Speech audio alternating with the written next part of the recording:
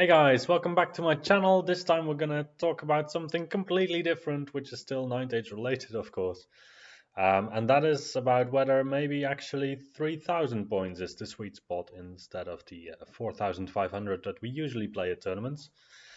So my main arguments for this would be that we have had quite a lot of point deductions over time, and that rules complexity has gone up since the initial versions of all the different army books. But we'll go through a little bit of lists to see to what extent this actually is applicable. And yeah, we'll just discuss what some of the aspects around this are. So the main reason why I say this is that at tournaments I often see that people don't manage to finish the games. People get stressed out about finishing their games, even though you have rounds that last like 2.5, 3 hours, even more longer at the ETC, like 4 hours or something. And for the casual player, this is quite a big barrier to enter the game.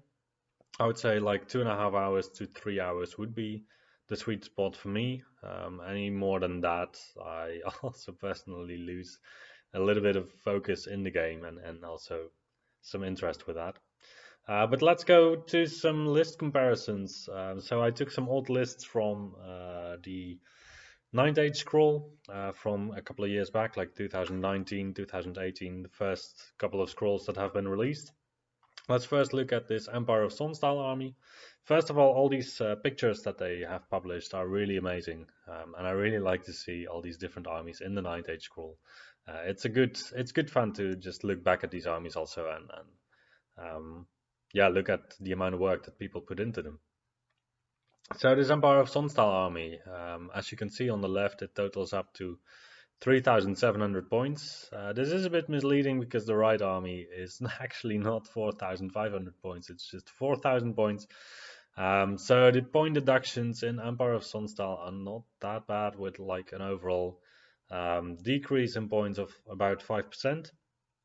With 250 points more or less. I have selected upgrades that I would see to be comparable to the upgrades that the units had back in the day when the original list was played. In some armies, I don't really know well enough what the old stuff did because I only started 9th Age like a couple of years ago. So yeah, some inaccuracy might be there in terms of the points.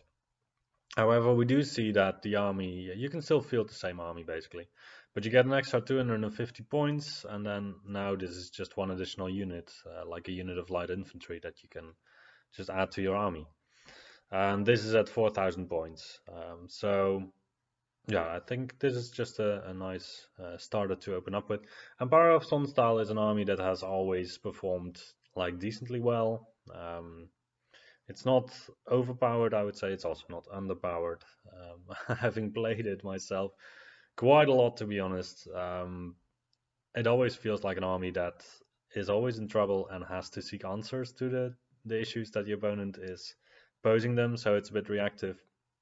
And I don't know how that would affect point decreases, but in the end, you will always manage to get some points with Empire of Sunstar. So I think it's also one of the books that doesn't necessarily get very big discounts because they always get some points in the end. So let's go to the next one. This is going to be Vampire Covenant. Here we have a Vampire Covenant Lamia build. As you can see, the new list is 300 points cheaper than the old list. Well, once again, that is basically just an extra unit in the game. You can get an extra Ultra Rundef in there, and things like that really help the game, well, your list mostly. You can also see that the discounts, they're mostly actually on stuff like the big Barrowguard unit, the 33 skeletons, 40 skeletons. So it's mostly the big combat blocks or the big infantry blocks that have gotten discounts over time, and I think that's a good thing. The Varklag also got a point decrease, which is quite impressive. But yeah, I think it's a good thing generally that we try to get some more infantry in the game. However, if that means that we can just put more stuff on the table, like an extra infantry block, rather than to limit the amount of models that we get on the table, then I don't think it's a good enterprise, to be honest. So this list is just to show that also. Then for the next one, we have Saurian Ancients. We have a big Quarrel Lord. We have a Kaiman Ancients, King Priest, etc. Here, once again, the core is being filled out by Sking Braves. In the old list, you could fill it up with 2 units of Sking Braves. In the new list, you only end up at 725 points. So you'll need another, like, what's that, 175 points in Saurian Ancients to fill out your core. Overall, this list has also really gotten a boost, apparently, with 550 points more or less still being available in the new rules, new discounted books. Yeah, so I don't know if it's a good list now. I mean, you have 500 points extra. That's an entire tower soar. You can just put it in there and have fun. It doesn't seem like a weak list in what it is on the left side. I actually noticed that I forgot a salamander, so there should be an extra salamander. So it's only like 350 points that you, well, 400 points that you have extra. However, that is still like towers are. Yeah, once again, you can mostly see that. Well, you don't see the point values on the old list, but it is mostly discounts on the big blocks like Sking Braves and the Caimans.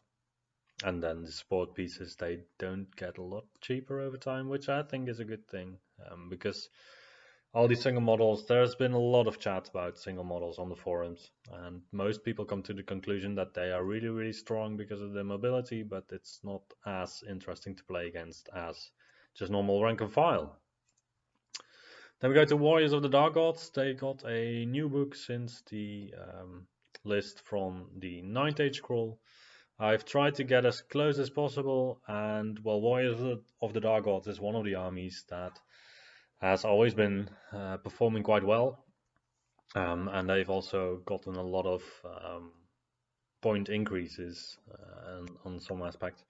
But apparently, over time, if you look at it, they still go down in points, and you can still field an entire unit extra, like a Chosen Chariot or a big unit of barbarians, small unit of warriors, as you want. This time it's actually not the core that is getting a lot cheaper, because the 5 fall on the 20 barbarians and the 17 warriors together, they form your core, and they're about 900 points again. So it's mostly in the rest of the list actually that everything got cheaper. Of course, with the characters, I tried to make an approximation. Maybe people spend way more on their characters, but I try to follow the build as closely as possible. So even Warriors of the Dark Gods has gotten cheaper. Then we still have Highborn Elves that I could find. So this Highborn Elf list is quite an interesting list, I would say. I think this is the kind of list that I would play if I were to play Highborn Elves. So you have some shooting support with the Sea Guard that can also still stand a shoot if the other elements of your list are being charged and they are close enough. You have the Grey Watchers to apply the debuff on the opponent. You have 2 units of Knights of Rima to really zone out your opponent. You have 2 dragons, 1 young dragon, 1 big dragon, well, normal dragon basically. And then, okay, I see that I didn't increase the point, the amount of Swordmasters, so that should be a unit of 600 points, I think, more or less. So this list also still has like 300 points to spare. Yeah, so it's a bit of a recurring theme that you have about 300, 400 points to spare in your list by now, and that is like close to 10% on 4,500.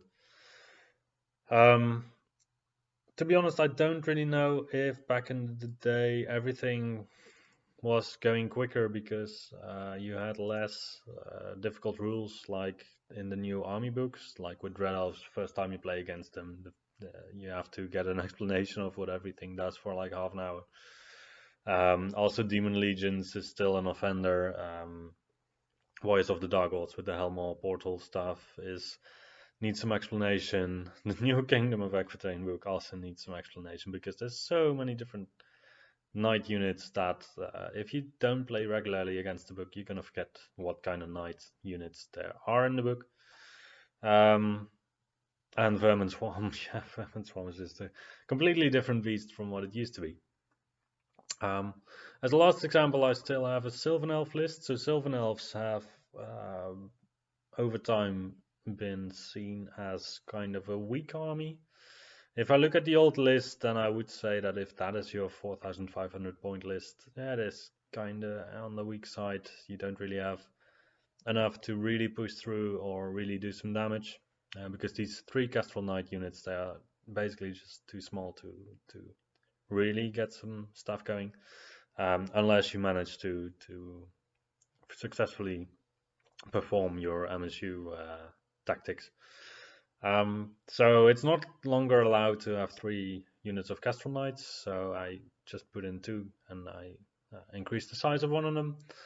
Otherwise, I did follow the list quite closely. I I did this quite quickly, so once again I see that I'm just missing like a huntsman, but that is not really the big difference here.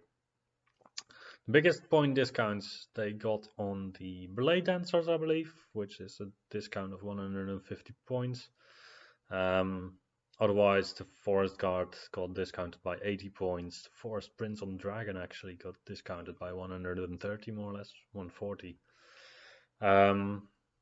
Yeah, so they got discounted all around, and I think that actually they're in quite a sweet spot now. If you consider that this list still has like 800 points to spare, that's 15% more than what you could formerly put down. It's 800 points. That, as you can see, it's just 2 extra units of Blade Dancers basically. That is quite potent. Yeah, so overall there have been game-wide decreases over time. I think I just took this as a sample of different army lists. But I don't think it really matters what army you consider.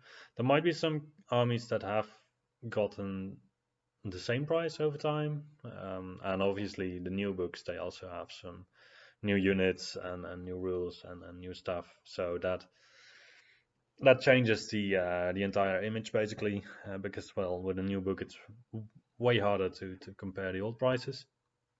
But overall, you can conclude that the price has gone down. People tend to play more units. People tend to play with books that are more complicated because of the inherent complexity of the lab books. And that all drives together to longer games, more explanation time, more units that can move, more units that have to be moved. So I don't think that's actually good for the game, and I would rather just see 3,000 point games rather than the 4,500.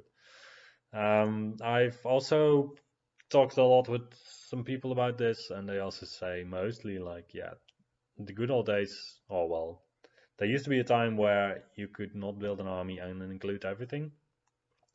So, for example, if you look at the vampire count list, yeah, the Court of the Damned, you have some Banshees, you have some Varkalak, Altar of Undeath, and like 4 combat blocks or 3 combat blocks. If you look at the Empire of Sunstar army, you have both shooting and combat, and a unit of Knights of the Sun Griffin, and artillery, and flagellants. It just basically has everything that you want.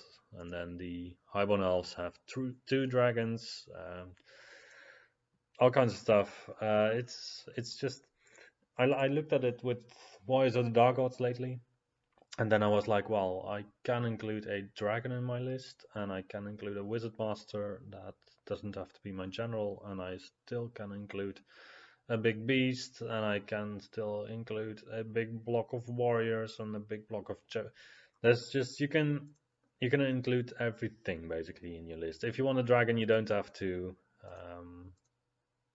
skip up on a decent magic phase. If you want shooting, you don't have to skip up on combat pieces. If you want anything, it is possible to get everything in your list, and that is also what 3,000 points brings as a challenge, basically. Maybe it will lead to more skewed lists and could be some more rock paper scissors matchups. However, I think we just have to try and see what happens. So what do you think? Do you think that 3,000 points is the sweet spot, or do you think that this video was utter nonsense? Please let me know in the comments, and I'll see you the next time.